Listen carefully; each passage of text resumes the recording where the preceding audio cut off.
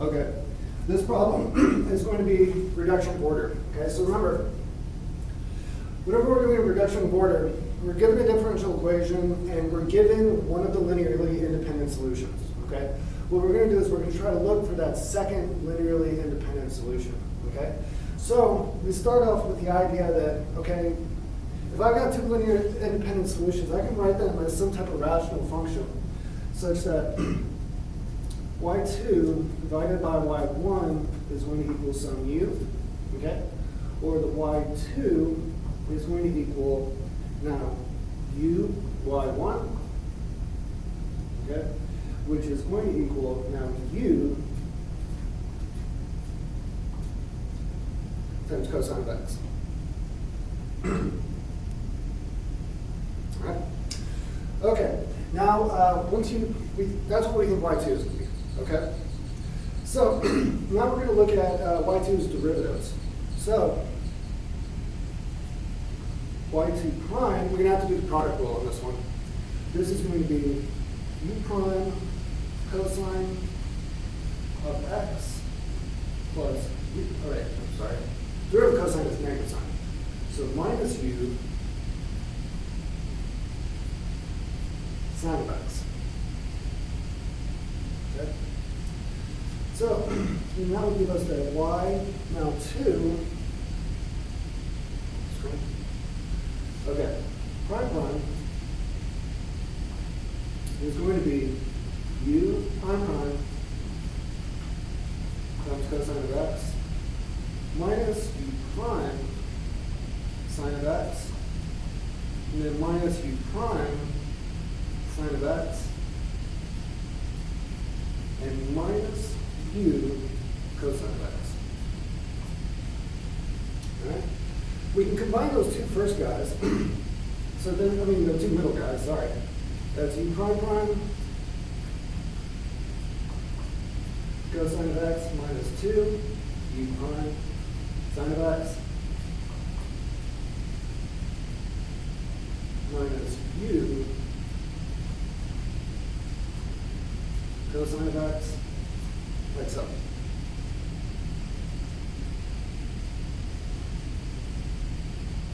Right.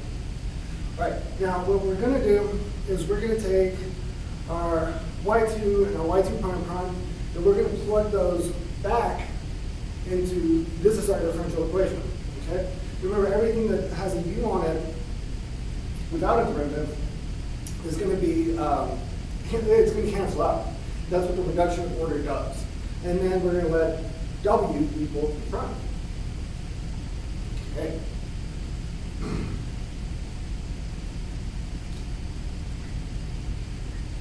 All right. A little bit smaller. Okay, so that's y prime. So we're looking for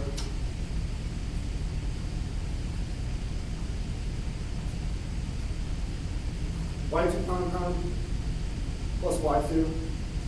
So that's u prime cosine of x minus 2 u prime sine of x minus u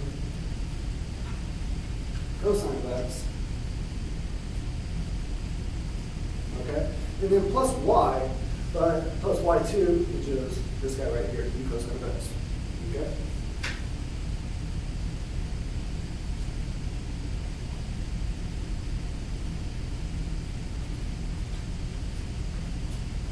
Okay, notice from that differential equation, we're just going to say this equals 0. Okay? So u cosine of x and negative u cosine of x are going to cancel each other out. Okay? Okay, so what are we left with? Okay, so what we're left with is u prime cosine of x, and then minus 2 u prime, and this is going to be sine of x equals 0. Okay? And then we're going to let w equal u prime. You know what?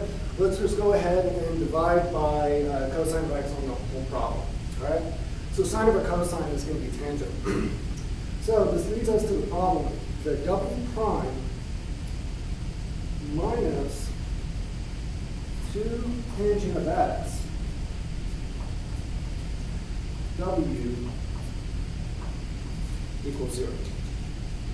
Okay, so we got a reduction of order into this type of differential equation right here. So with this type of differential equation, what we want to do is we want to multiply by an integrating factor.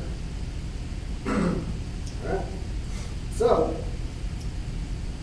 mu of x is going to be e to the integral of -2 tangent of x with respect to x. Okay. So remember that the integral of tangent of x is going to be the natural log of secant of x. Okay? So this becomes e to the -2 times the natural log of secant of x. Okay? All right. So that would be e to the natural log. This is going to be secant of x raised to the -2. Okay? But remember that secant is just 1 divided by cosine. So if we have secant to the -1, it just becomes cosine. So this becomes e to the natural log of cosine squared of x. Okay? That's a good spot right there to go ahead and just let the e and the natural log undo each other. So our integrating factor is really cosine squared x. Great, we got our integrating factor. Okay, now remember, what we're multiplying into is this differential equation right here. All right, remember the tangent is sine over cosine. So when I multiply by cosine squared, it's going to cancel one of those cosines. Right? So, over here. Now, that means that cosine squared x times w prime minus 2, let's say, cosine of x, sine of x, w is going to equal, this is, I'm going to write it, well, make it on paper, 0. Very comfortable with 0, but it's 0. Okay? Now, remember that when you multiply by the integrating factor, you're going to get, you're basically trying to undo the product rule. Okay? So now think about this. If you're taking the derivative of cosine squared of x, the first thing you take its derivative of is the square. So it would be 2 times cosine of x. And then by the chain rule, you have to multiply by the derivative of that cosine, which is negative sine. So that's where the negative is coming from. So I can rewrite this thing as cosine squared x.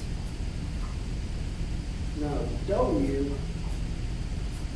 prime, and let's go ahead, not waste more ink than I have to, and let's go ahead and undo the product rule. And of course, there's always that instinct of, why am I not integrating the other side? And you don't know my instinct for the concept of integrating 0. So, what are we going to get from this? We're going to get that cosine squared x w is going to equal some constant. Right? Okay, so remember that w is u prime, so we're going to have to integrate this thing. So let's go ahead and pull the cosine squared to the opposite side of the problem. And so if we divide by cosine squared, w is going to equal some constant times secant squared x. Okay? All right. Okay, so that means that u would be the integral of that constant times secant squared x. Remember, we're looking for literally infinite functions, so we're not going to worry a whole bunch about constants. So that's going to be constant times tangent of x. Because the integral of secant squared is tangent. Okay. All right. Now, we got one last thing to do. Remember that at the beginning of the problem, we said that y2 equals u y1. All right? So, that's going to be a constant times tangent of x. And then y1 was cosine of x. So this equals some constant times sine of x. Okay? So our second linearly independent function is sine. Okay? So y equals c1 cosine of x plus c2 off screen. Okay? Sine of x.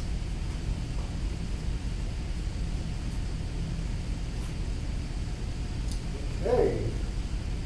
And that is the method of reduction of order.